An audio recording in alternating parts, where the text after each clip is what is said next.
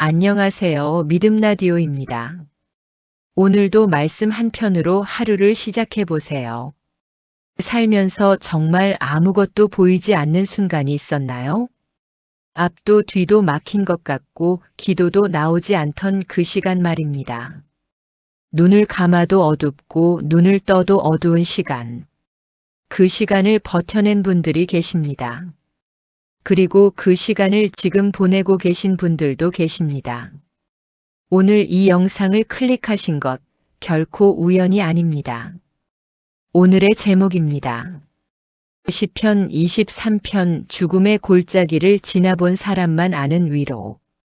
시편 23편은 많은 분들이 알고 계십니다.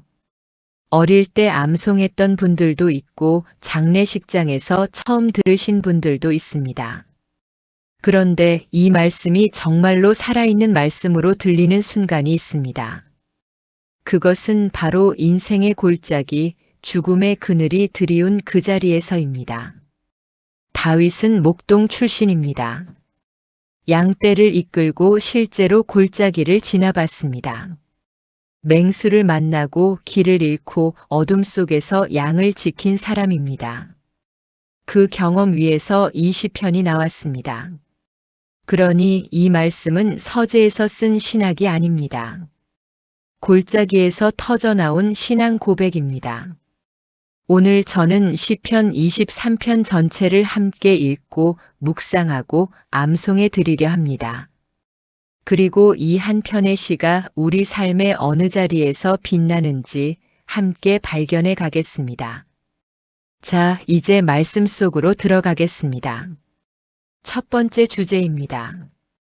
여호와는 나의 목자시니 목자와 양의 관계.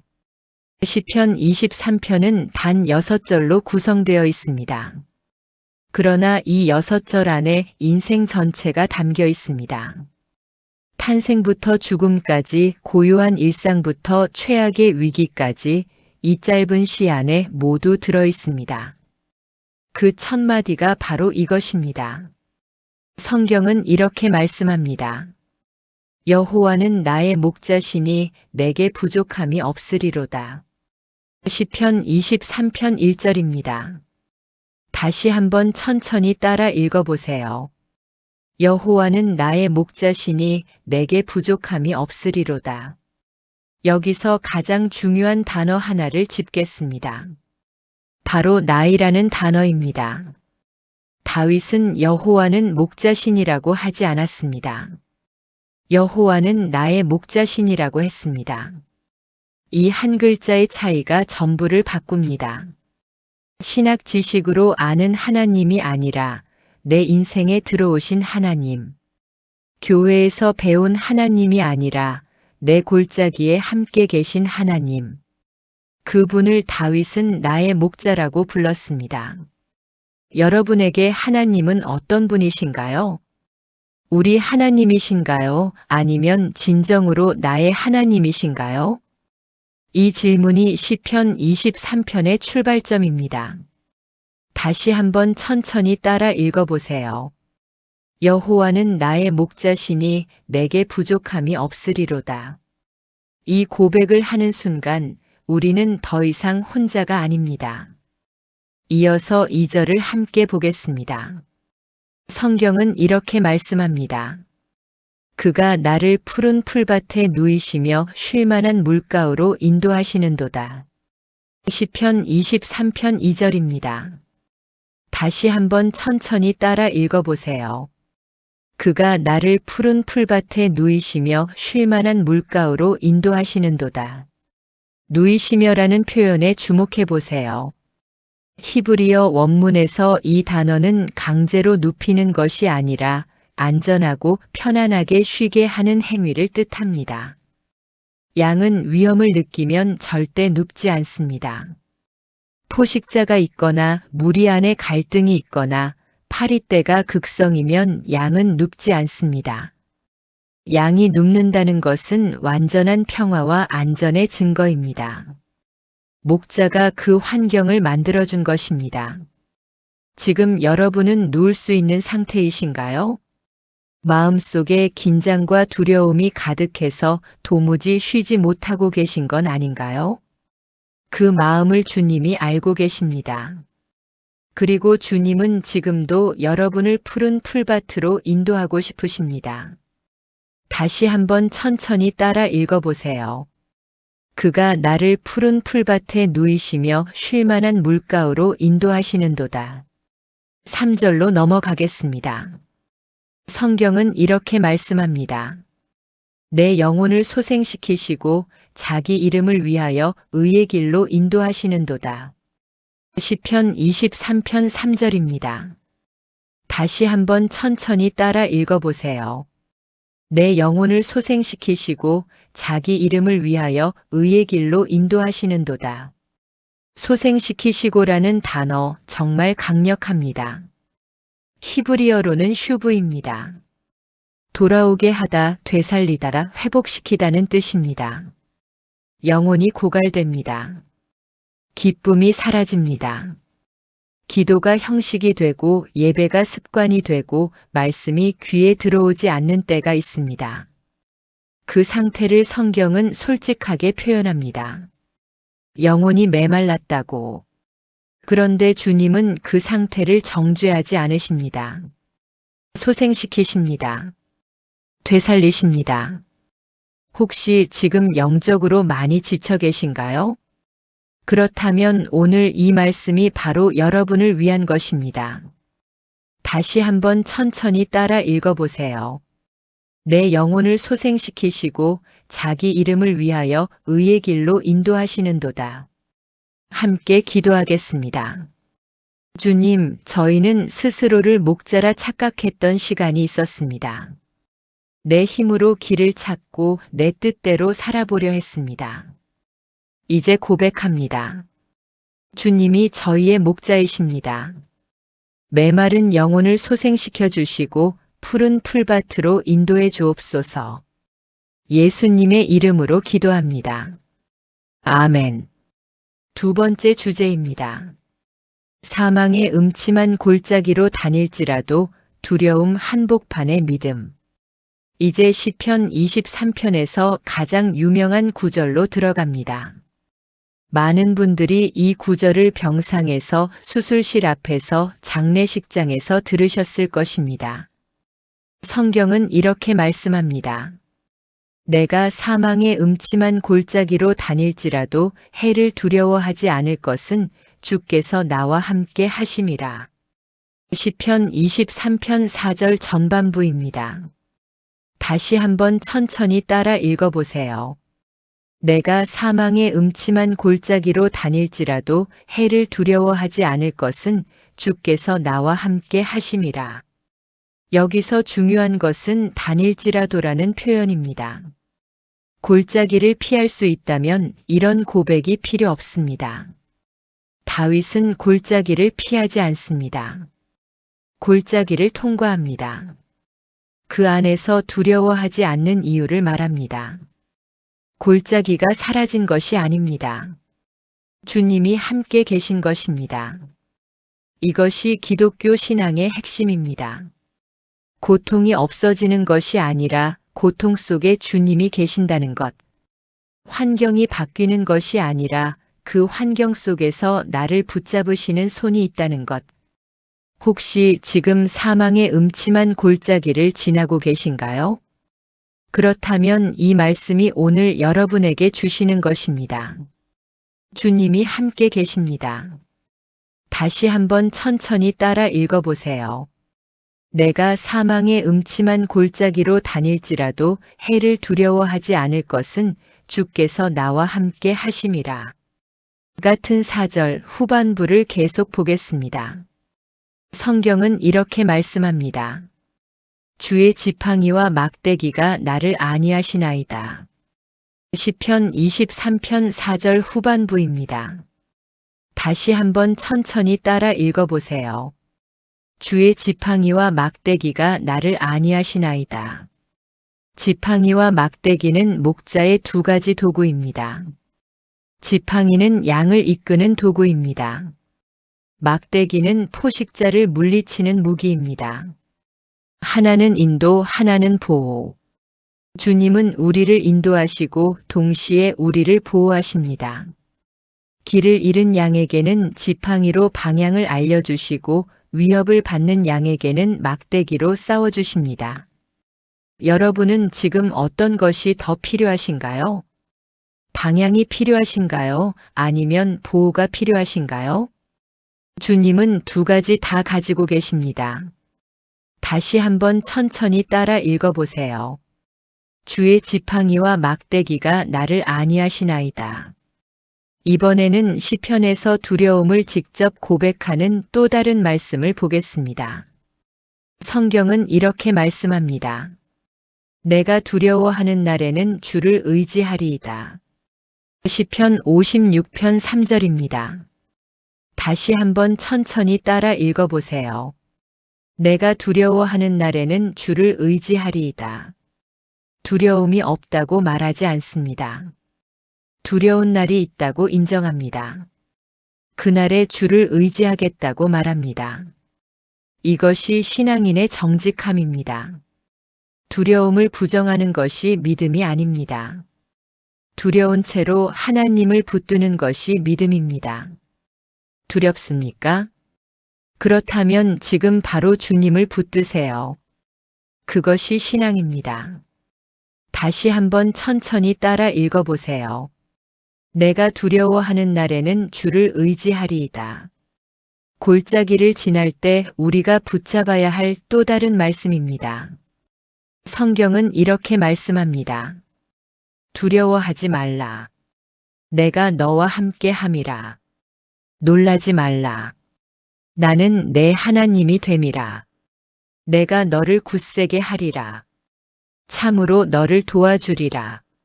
참으로 나의 의로운 오른손으로 너를 붙들리라. 이사야 41장 10절입니다. 다시 한번 천천히 따라 읽어보세요. 두려워하지 말라. 내가 너와 함께 함이라. 놀라지 말라. 나는 내 하나님이 됨이라. 내가 너를 굳세게 하리라. 참으로 너를 도와주리라. 참으로 나의 의로운 오른손으로 너를 붙들리라. 이 말씀은 명령이기 이전의 약속입니다. 두려워하지 말라는 명령의 근거가 바로 뒤에 나옵니다. 내가 너와 함께 함이라. 주님이 함께 계시기 때문에 두려워하지 않을 수 있습니다. 굳세게 하시고 도와주시고 붙들어 주신다는 세 겹의 약속. 이 약속을 붙드시기 바랍니다. 다시 한번 천천히 따라 읽어보세요. 두려워하지 말라. 내가 너와 함께 함이라. 함께 기도하겠습니다. 주님, 저희는 두렵습니다. 앞이 보이지 않는 골짜기 앞에서 마음이 무너질 것 같은 그 자리에서 고백합니다. 그러나 주님이 함께 하심을 믿습니다. 지팡이와 막대기로 저희를 인도하시고 보호해 주옵소서. 두려운 채로 주님을 의지합니다. 예수님의 이름으로 기도합니다. 아멘. 세 번째 주제입니다. 주께서 내 원수의 목전에서 원수 앞에서의 잔치상. 시편 23편 5절에 들어서면 분위기가 갑자기 바뀝니다. 골짜기에서 잔치 자리로, 어둠에서 풍성함으로. 이 반전이 굉장히 강렬합니다. 성경은 이렇게 말씀합니다. 주께서 내 원수의 목전에서 내게 상을 차려주시고 기름을 내 머리에 부으셨으니 내 잔이 넘치나이다. 시편 23편 5절입니다. 다시 한번 천천히 따라 읽어보세요. 주께서 내 원수의 목전에서 내게 상을 차려주시고 기름을 내 머리에 부으셨으니 내 잔이 넘치나이다. 여기서 가장 충격적인 표현이 있습니다. 원수의 목전에서. 원수가 사라진 것이 아닙니다. 원수가 보는 앞에서 잔치가 벌어진 것입니다. 하나님은 원수를 먼저 제거하신 다음 축복하시는 분이 아닙니다. 원수 앞에서 축복하십니다. 나를 무시했던 사람들이 보는 앞에서 높이십니다. 나를 짓눌렀던 상황들 한복판에서 은혜를 부으십니다. 이런 경험을 해보신 적 있으신가요? 가장 어려운 시간에 오히려 하나님의 은혜가 더 선명하게 보였던 그 경험. 그것이 바로 이 잔치상의 의미입니다. 다시 한번 천천히 따라 읽어보세요. 주께서 내 원수의 목전에서 내게 상을 차려주시고 기름을 내 머리에 부으셨으니 내 잔이 넘치나이다. 하나님의 풍성하심을 증거하는 또 다른 말씀을 보겠습니다. 성경은 이렇게 말씀합니다. 나의 하나님이 그리스도 예수 안에서 영광 가운데 그 풍성한 대로 너희 모든 쓸 것을 채우시리라. 빌립보서 4장 19절입니다. 다시 한번 천천히 따라 읽어보세요. 나의 하나님이 그리스도 예수 안에서 영광 가운데 그 풍성한 대로 너희 모든 쓸 것을 채우시리라.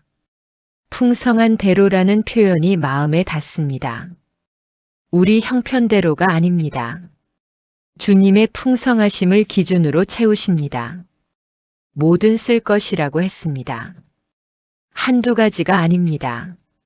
내가 필요한 것 전부를 하나님이 알고 계시고 채우시겠다는 약속입니다. 지금 무엇이 부족하십니까? 그 필요를 주님께 내어드리십시오. 다시 한번 천천히 따라 읽어보세요. 나의 하나님이 그리스도 예수 안에서 영광 가운데 그 풍성한 대로 너희 모든 쓸 것을 채우시리라. 이번에는 하나님의 선하심을 노래한 또 다른 시편을 보겠습니다. 성경은 이렇게 말씀합니다.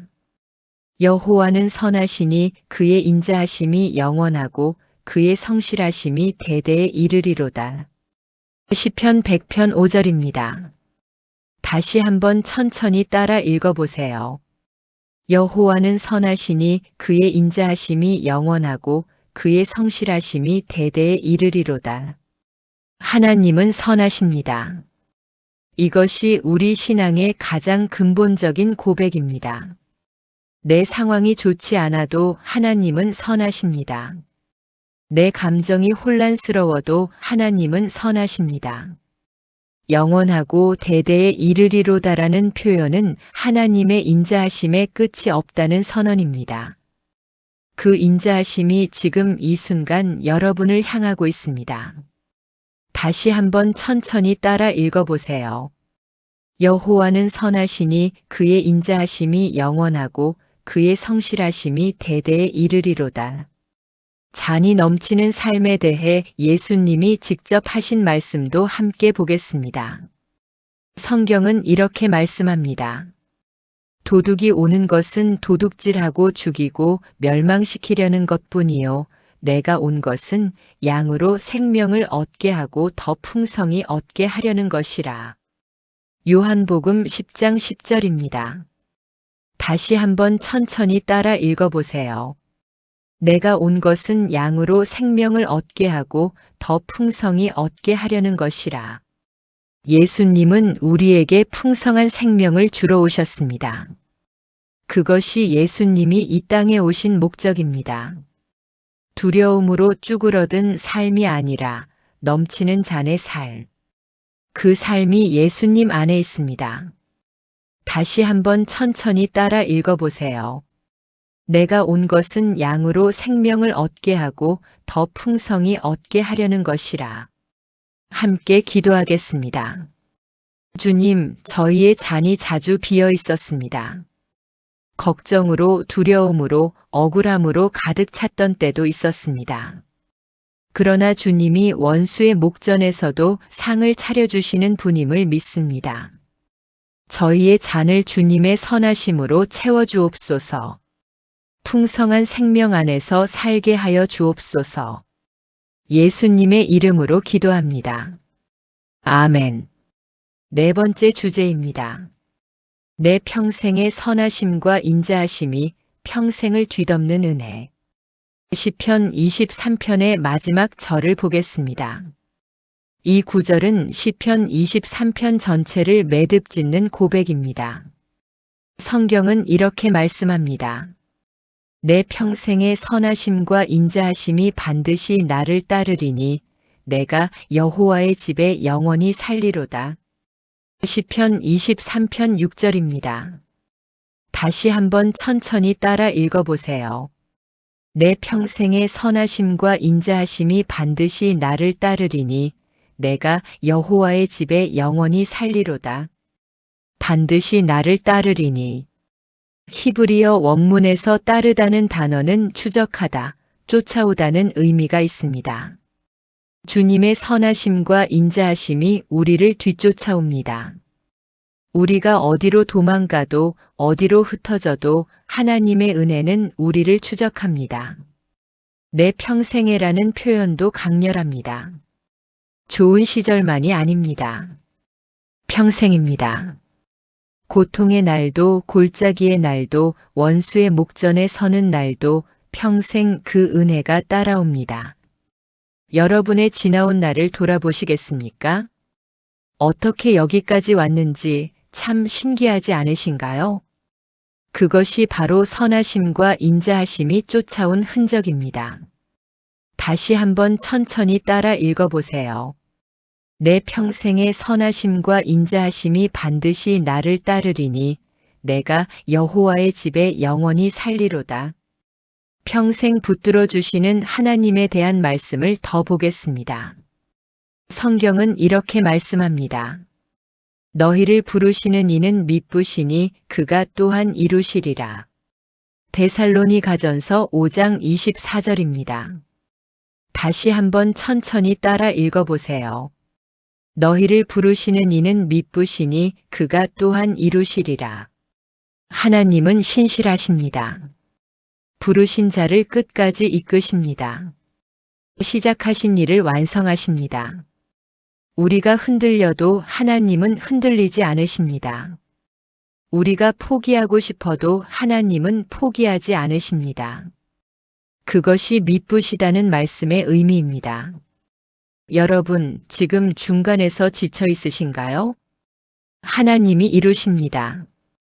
다시 한번 천천히 따라 읽어보세요. 너희를 부르시는 이는 미쁘시니 그가 또한 이루시리라. 인생의 마지막까지 함께 하시는 하나님을 노래한 말씀입니다. 성경은 이렇게 말씀합니다. 너희 노년에 이르기까지 내가 그리하겠고 백발이 되기까지 내가 너희를 품을 것이라. 내가 지었은즉 내가 업겠고 내가 품고 구하여 내리라. 이사야 46장 4절입니다. 다시 한번 천천히 따라 읽어보세요. 너희 노년에 이르기까지 내가 그리하겠고 백발이 되기까지 내가 너희를 품을 것이라. 이 말씀은 특별히 인생의 후반을 걷고 계신 분들에게 드리고 싶습니다. 건강이 예전 같지 않고 체력이 떨어지고 자녀들은 각자의 삶을 살고 있고 왠지 혼자라는 느낌이 드는 그 자리에서 하나님이 말씀하십니다. 백발이 되기까지 내가 너희를 품을 것이라. 노년의 당신을 하나님이 품고 계십니다. 지금 이 순간도 다시 한번 천천히 따라 읽어보세요. 백발이 되기까지 내가 너희를 품을 것이라. 내가 지었은즉 내가 업겠고 내가 품고 구하여 내리라. 마지막으로 영원한 집에 대한 소망의 말씀입니다. 성경은 이렇게 말씀합니다. 내 아버지 집에 거할 곳이 많도다. 그렇지 않으면 너희에게 일렀으리라. 내가 너희를 위하여 거처를 예비하러 가노니. 요한복음 14장 2절입니다. 다시 한번 천천히 따라 읽어보세요. 내 아버지 집에 거할 곳이 많도다. 내가 너희를 위하여 거처를 예비하러 가노니. 시편 23편의 마지막 고백, 여호와의 집에 영원히 살리로다와 이 말씀이 맞닿아 있습니다. 이 땅의 삶이 전부가 아닙니다. 우리에게는 영원한 집이 있습니다. 예수님이 직접 예비하신 집입니다. 그 소망 안에서 지금 이 골짜기를 걸어가고 있는 것입니다. 다시 한번 천천히 따라 읽어보세요. 내 아버지 집에 거할 곳이 많도다. 내가 너희를 위하여 거처를 예비하러 가노니. 함께 기도하겠습니다. 주님, 저희의 평생을 돌아보니 주님의 손이 있었습니다. 깨닫지 못하고 살아온 날도 많았지만 이제 압니다. 선하심과 인자하심이 저희를 따라오고 있었음을. 남은 날들도 그 은혜 안에서 걸어가게 하시고 마침내 여호와의 집에서 영원히 살게 해주옵소서. 예수님의 이름으로 기도합니다. 아멘. 5번째 주제입니다. 시편 23편을 붙드는 삶, 오늘을 살아가는 말씀의 힘. 마지막 주제입니다.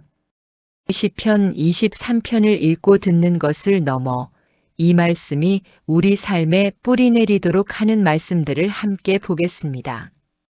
말씀이 살아있는 힘임을 증거하는 구절들입니다. 성경은 이렇게 말씀합니다.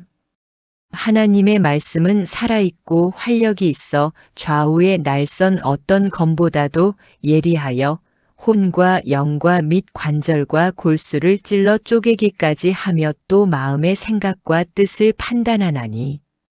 히브리서 4장 12절입니다. 다시 한번 천천히 따라 읽어보세요. 하나님의 말씀은 살아있고 활력이 있어 좌우의 날선 어떤 검보다도 예리하여. 말씀은 정보가 아닙니다. 말씀은 생명입니다. 말씀은 살아있습니다. 지금 이 순간에도 역사하고 있습니다. 우리가 말씀을 암송할 때 그 살아있는 말씀이 우리 안에서 움직이기 시작합니다. 어둠을 뚫고 상처를 만지고 굳은 마음을 부드럽게 합니다. 혹시 오늘 말씀이 그냥 지식처럼 들리셨나요? 다시 한번 조용히 마음을 열고 읽어보세요. 다시 한번 천천히 따라 읽어보세요. 하나님의 말씀은 살아있고 활력이 있어 좌우의 날선 어떤 검보다도 예리하여. 말씀을 묵상하는 삶에 대한 약속입니다. 성경은 이렇게 말씀합니다. 이 율법책을 내 입에서 떠나지 말게 하며 주야로 그것을 묵상하여 그 안에 기록된 대로 다 지켜 행하라. 그리하면 내 길이 평탄하게 될 것이며 내가 형통하리라. 여호수아 1장 8절입니다. 다시 한번 천천히 따라 읽어보세요. 주야로 그것을 묵상하여 그 안에 기록된 대로 다 지켜 행하라. 그리하면 내 길이 평탄하게 될 것이며 내가 형통하리라. 주야로 묵상하라고 합니다. 낮에도 밤에도, 잠들기 전에도 아침에 눈을 뜨면서도 말씀이 입에서 떠나지 않을 때 삶이 달라집니다. 암송의 힘이 여기에 있습니다. 외운 말씀은 어느 순간 자동으로 올라옵니다. 두렵고 떨리는 순간에, 지치고 쓰러질 것 같은 순간에 저절로 말씀이 마음속에서 울립니다. 그 말씀이 우리를 붙들어주는 것입니다. 다시 한번 천천히 따라 읽어보세요. 주야로 그것을 묵상하여 그 안에 기록된 대로 다 지켜 행하라. 그리하면 내 길이 평탄하게 될 것이며 내가 형통하리라. 말씀을 마음에 새기는 것의 유익을 직접 말씀하신 구절입니다. 성경은 이렇게 말씀합니다. 내가 주께 범죄하지 아니하려 하여 주의 말씀을 내 마음에 두었나이다. 시편 119편 11절입니다. 다시 한번 천천히 따라 읽어보세요. 내가 주께 범죄하지 아니하려 하여 주의 말씀을 내 마음에 두었나이다. 말씀이 마음에 있을 때 우리는 흔들리지 않습니다. 위기의 순간에, 유혹의 순간에, 절망의 순간에 마음속 말씀이 우리를 붙잡습니다. 시편 23편을 오늘 여러분의 마음에 두시기 바랍니다. 오늘 집에 돌아가시면 한 번 더 낭독해 보세요. 자기 전에 한 구절씩 천천히 은조려 보세요. 그 말씀이 여러분의 뿌리가 될 것입니다. 다시 한번 천천히 따라 읽어보세요. 내가 주께 범죄하지 아니하려 하여 주의 말씀을 내 마음에 두었나이다. 말씀이 우리에게 주는 평안에 대한 약속입니다. 성경은 이렇게 말씀합니다. 아무것도 염려하지 말고 다만 모든 일에 기도와 간구로 너희 구할 것을 감사함으로 하나님께 아뢰라. 그리하면 모든 지각에 뛰어난 하나님의 평강이 그리스도 예수 안에서 너희 마음과 생각을 지키시리라. 빌립보서 4장 6절과 7절입니다. 다시 한번 천천히 따라 읽어보세요. 아무것도 염려하지 말고 다만 모든 일에 기도와 간구로 그리하면 모든 지각에 뛰어난 하나님의 평강이 너희 마음과 생각을 지키시리라. 모든 지각에 뛰어난 하나님의 평강. 이것은 이해할 수 있는 평화가 아닙니다. 이해를 초월하는 평화입니다. 상황이 좋아지지 않았는데 마음이 평안해지는 것. 문제가 해결되지 않았는데 두려움이 잦아드는 것. 그것이 하나님이 주시는 평강입니다. 시편 23편의 목자가 주시는 평안입니다. 다시 한번 천천히 따라 읽어보세요. 그리하면 모든 지각에 뛰어난 하나님의 평강이 그리스도 예수 안에서 너희 마음과 생각을 지키시리라. 마지막으로 시편 23편 전체를 한 번 더 천천히 읽어드리겠습니다. 이번에는 눈을 감고 마음으로 따라오시기 바랍니다. 여호와는 나의 목자시니 내게 부족함이 없으리로다. 그가 나를 푸른 풀밭에 누이시며 쉴 만한 물가로 인도하시는도다. 내 영혼을 소생시키시고 자기 이름을 위하여 의의 길로 인도하시는도다. 내가 사망의 음침한 골짜기로 다닐지라도 해를 두려워하지 않을 것은 주께서 나와 함께 하심이라.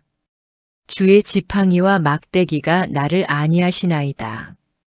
주께서 내 원수의 목전에서 내게 상을 차려주시고 기름을 내 머리에 부으셨으니 내 잔이 넘치나이다. 내 평생의 선하심과 인자하심이 반드시 나를 따르리니 내가 여호와의 집에 영원히 살리로다. 다시 한번 천천히 따라 읽어보세요. 여호와는 나의 목자시니 내게 부족함이 없으리로다. 이 고백이 오늘 여러분의 고백이 되기를 바랍니다. 함께 기도하겠습니다.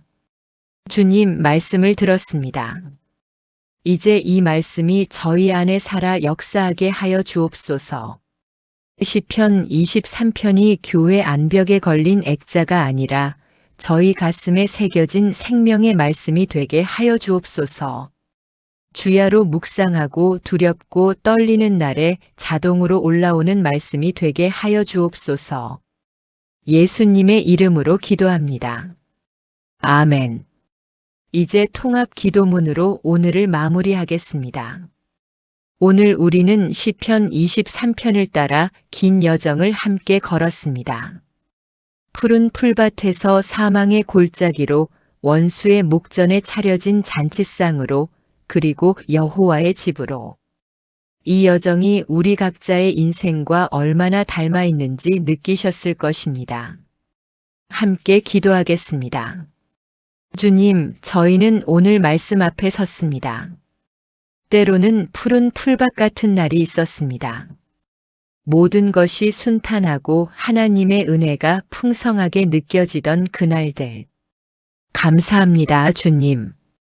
때로는 사망의 음침한 골짜기를 걷는 날이 있었습니다. 앞이 보이지 않고 기도가 막히고 눈물만 나던 그날들.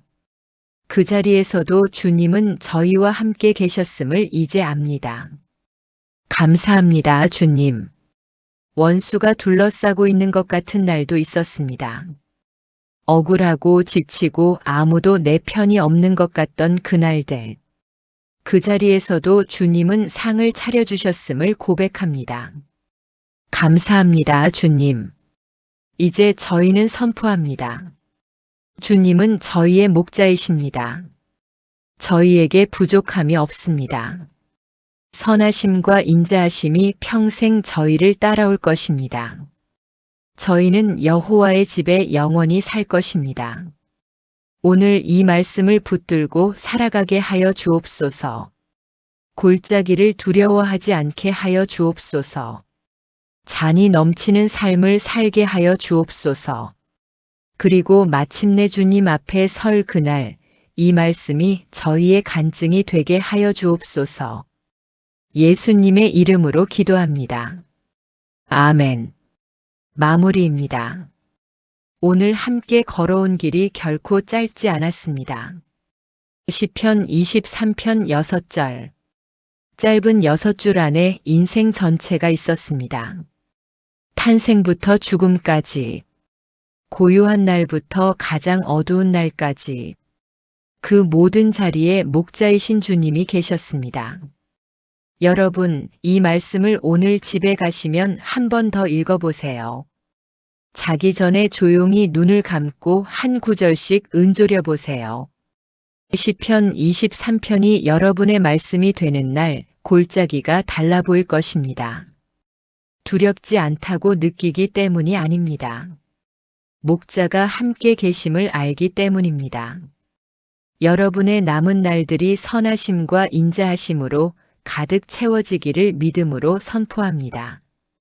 오늘도 말씀 함께 해주셔서 감사합니다. 믿음 라디오는 다음 시간에도 여러분과 말씀으로 만나겠습니다. 평안하십시오.